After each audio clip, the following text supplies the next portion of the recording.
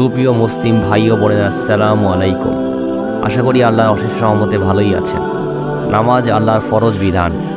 প্রতিটি মুসলমানের ওপর সর্বাবস্থায় নামাজ আদায় আবশ্যক।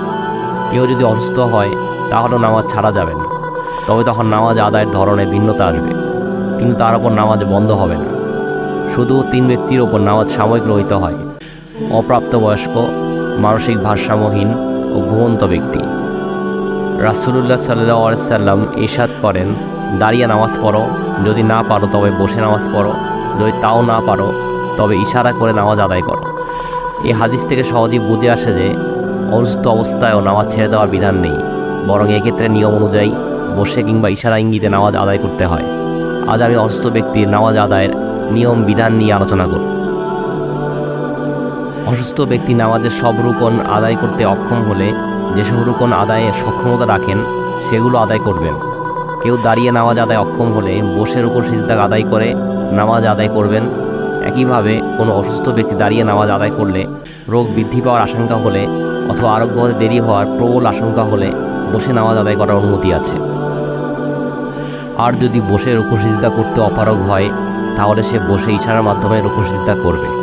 যে ব্যক্তি ইশারায় রুকু সিজদা করবে সে রুকু থেকে সিজদাতে সামান্য বেশি ঝুঁকবে, অন্যথায় নামাজ সহিহ হবে না। সিজদা করার জন্য কোনো বস্তুর উপর বা সেটির উপরে তুলে সেটাতে মাথা ঠেকিয়ে সিজদা করার প্রয়োজন নেই।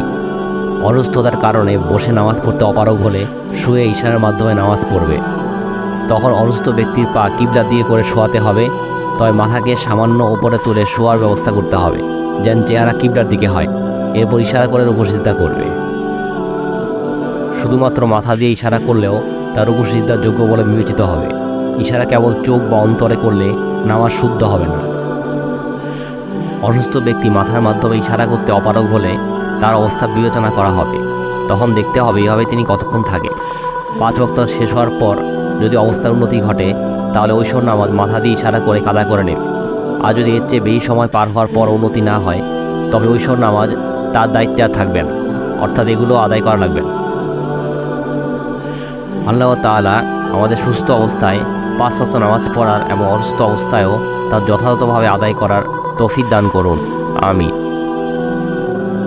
এই ধরনের ইসলামিক রিলেটেড ভিডিও নিয়মিত পেতে এই চ্যানেলটি সাবস্ক্রাইব করে পাশের বেল আইকনটি বাজিয়ে দিবেন এবং ফেসবুক পেজ থেকে দেখে থাকলে পেজটি ফলো করতে ভুলবেন না। আল্লাহ হাফেজ।